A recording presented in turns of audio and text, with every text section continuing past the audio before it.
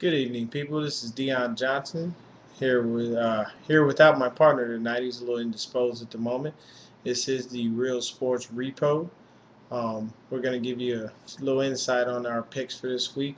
At least my picks for right now. Going to let you know some little bit of info on the games, and going to get this thing started. First, we'd like to give a shout out to Mike Heimerdinger and his family.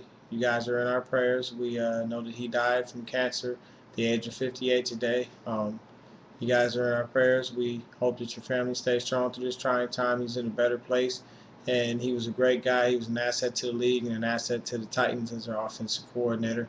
He helped in grooming Vince Young, a very budding star, and helped with calling good plays to get CJ 2K 2,000 yards, and we appreciate everything he did for the league. Um, uh, Other than that, let's get right into this. First game we're going to talk about is the Panthers and the Bears. My pick this week is I'm going to go with the Carolina Panthers.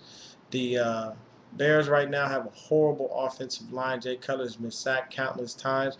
I believe Charles Johnson will have a field day with that offensive line. Cam Newton right now already over 1,000 yards passing in the league, which is pretty great for a rookie. He's already surpassed that, and he'll continue to flourish and hit those tight ends, Shockey and Olsen. And hopefully that running game with Jonathan Stewart and D'Angelo Williams will continue to get going. On the other side of the ball, the Bears just have to continue to keep playing good D, and at the same time, their offense has to stand up and man up. That offensive line is just looking terrible right now, and without Gabe Carimi, it's looking even worse. I expect them to step their game up a lot more and to get themselves in position to keep Jay Cutler upright so he can throw off his front foot, not his back, and hopefully get that ball downfield to those receivers, Johnny Knox, Devin Arome, Johnny Knox, Roy Williams, Devin Hester, and all those guys. Next game we're going to go to is the Bills and the Bengals. My pick for this game right here will be the Buffalo Bills. The Bengals still have Andy Dalton. He's still the rookie quarterback. They've got a few things to continue to work on. Defense is looking okay, but still could use some work. Uh, those young wide receivers over there, A.J. Green and Caldwell, those guys will do well, but they're not going to be able to stand up to the Buffalo Bills in that defense right now. That defense played, they ball hawked all over Tom Brady last week with 4 picks. Pretty sure they're going to just tear poor Andy Dalton apart. Ryan Fitzpatrick is going crazy this year. He's at 841 yards and 9 touchdowns already. Stevie Johnson has caught a few of those. So I expect Stevie Johnson, Fred Jackson, and Ryan Fitzpatrick to have a field day with this young core of the Cincinnati Bengals. Next game we're going to get into, we are going to talk about the Titans and the Browns. The Titans have the #1 D in the league, only allowing 783 yards. So that says something good for them, at least. Their offense is okay. Matt Hasselbeck is looking pretty cool. He's doing okay. It's going to be a battle of the old and the new. Hasselbeck being the old, McCoy being the new. So let's hope that Colt McCoy goes out there and shows up that older guy and gives the Browns a win and gets them that lift they need to get over that hump. And hopefully Peyton Hillis can come back this week and play well and play hard. And hopefully that Madden curse doesn't continue to get him and hit him with the injury bug or slow his progress. The X factor in this game, I'm going to say, is Chris Johnson.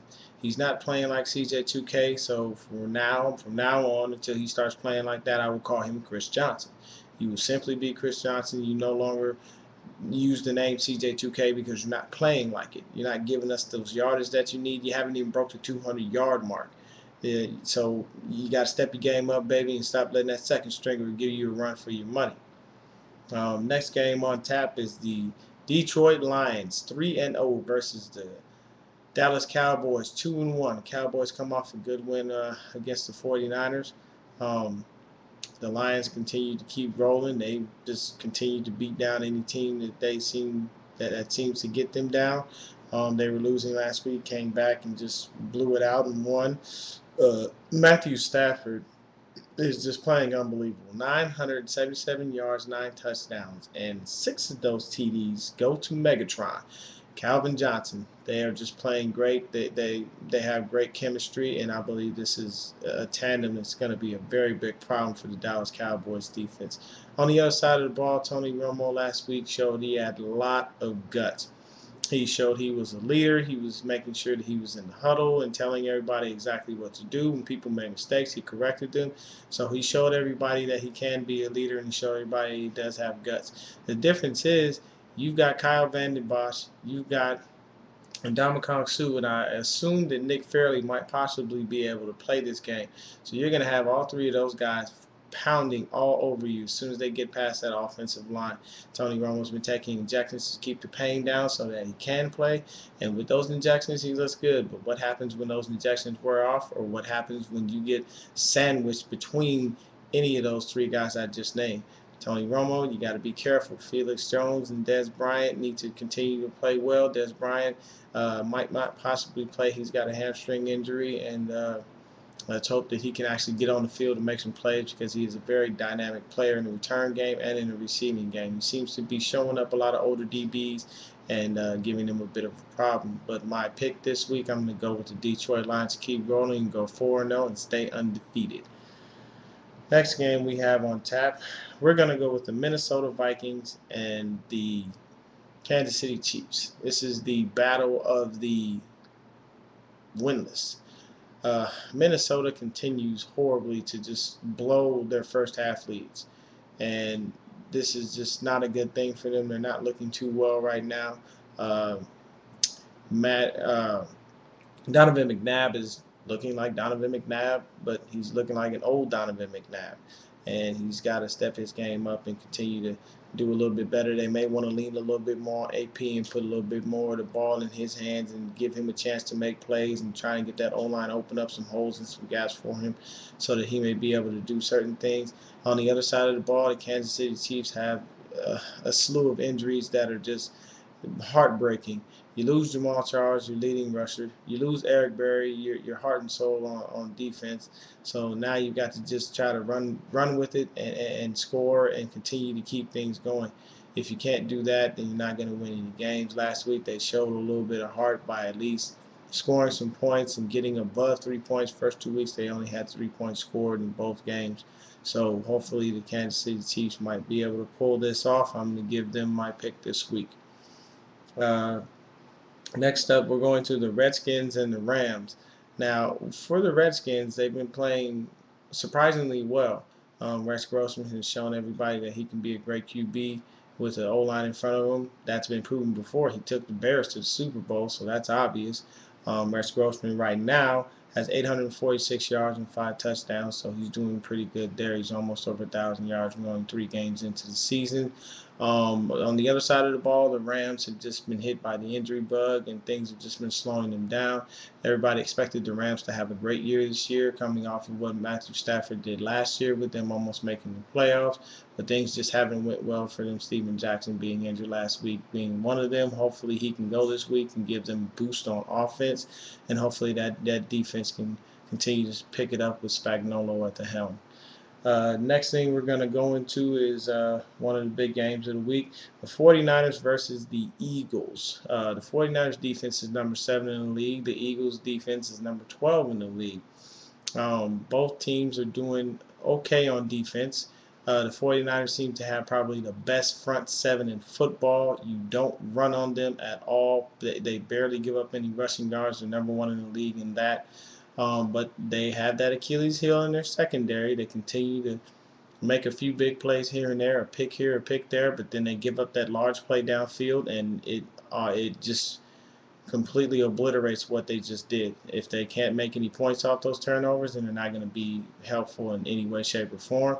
On the other side of the ball for the defense, we're going to go with the Philadelphia Eagles and their defense. Their front 7 lets people run all over them. It's nothing against Jason Babin or Casey Matthews or any of those guys, but they got to step their game up so people don't run all over them. Frank Gore hasn't really had a good season this year. He's barely passing the 100-yard mark, so he's got to step his game up. That O-line over there for the 49ers have got to get a lot better in blocking and opening up lanes for him to make plays, because when he gets out in the open field, he's just a beast, and it's very hard to take him down. The DBs, Samuels, Rogers Cromartie, and Namni Asamoah, they've got to step their game up and play better and continue to be the ball hawks that they are, and show everybody that they can do exactly what they need to do continuously, 110% with everything that they do. So we got to get better on the defense, got to get better on the offense. Michael Vick says he will play. Uh, Although reports all over the place are saying that he's still questionable, I'm going to go with Mike Vick and say he is going to play. That's going to present a very big problem for the 49ers defense. Maybe they're going to have to put rookie Aldon Smith in there to spy on him. He has a little bit of speed, so he might be able to keep up with Vick, at least to keep him at bay so he doesn't take off too far. But once Vick gets out in the open field and he gets gone, you can be sure if he gets past you, it's a touchdown. But one thing they can hope and pray on, he does fumble a lot. So we'll have to see what happens in that game. But this game, I'm going to try and take the 49ers, because I believe that they're going to rely a little bit more. I believe that the Eagles are going to rely a little bit more on Shady McCoy. Shady McCoy is going to have himself a tough time running up against Pat Willis, Justin Smith, Isaac Sopoaga, and Ray McDonald. So good luck with that. Next game we're going to go with right here will be the Saints and the Jaguars. Saints came off a great game last week. Drew Brees just throwing the ball all over the place, scoring touchdowns like he usually does.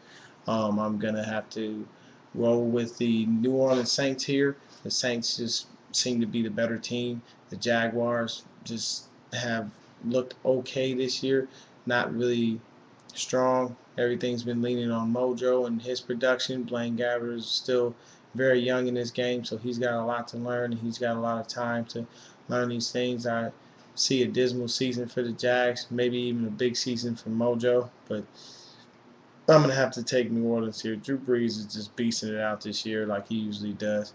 Brees already has 1,059 yards and 9 touchdowns, which are to all different receivers. He always spreads the ball around, and he always continues to make sure that everybody gets a touch, and seems like that defense is going to be okay. They're going to do well against these receivers here, because most of the time Jaguars have never had a receiver.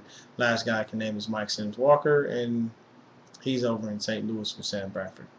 Next game we're going to talk about on tap will be the Steelers and the Texans. My pick for this one, I'm going to go with the Houston Texans, strictly on the fact that I think that Matt Schaub and Andre Johnson can take these DBs for a ride that they've never been on.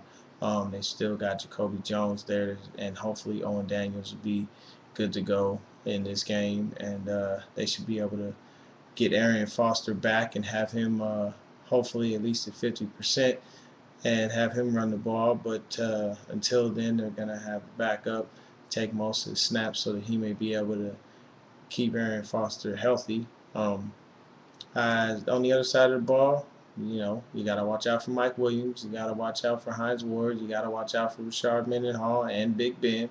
So both teams have equal opportunities on offense to do big things, but one thing that Matt Schaub has to watch out for is Troy Polamalu and that hair. If he's flying around and you see 43 anywhere near the ball, you might want to place it elsewhere, unless you're throwing it to Andre Johnson, because he's going to fight for it. And Troy Polamalu likes to pick the ball off, and at the same time, you got to be careful, because he will come and lay a good hit on you. But my pick still is I'm gonna go with the Houston Texans for this pick. Well, next one on tap we've got is the Giants and the Cardinals. Giants are coming off a nice little win. They are 2-1. The Cardinals are 1-2, currently third in the NFC West. There's a Manning out here that's shining right now, and it's not Peyton, it's his little brother Eli. Eli's already got 745 yards and 6 touchdowns. He's playing a little bit better than in recent weeks as far as week 1 and 2. So hopefully they can continue to keep that going. Kevin Cobb, on the other hand, still has 812 yards and 5 touchdowns. But the thing is they still got a lot of things to work out on the defensive side of the ball. but I do see the Giants pulling this one off. They just got too much defense right now. Next game on tap is the Falcons and the Seahawks. Matt Ryan's got 844 yards and 5 touchdowns already, and I just see the Falcons taking this one. I don't really see anything that the Seahawks have.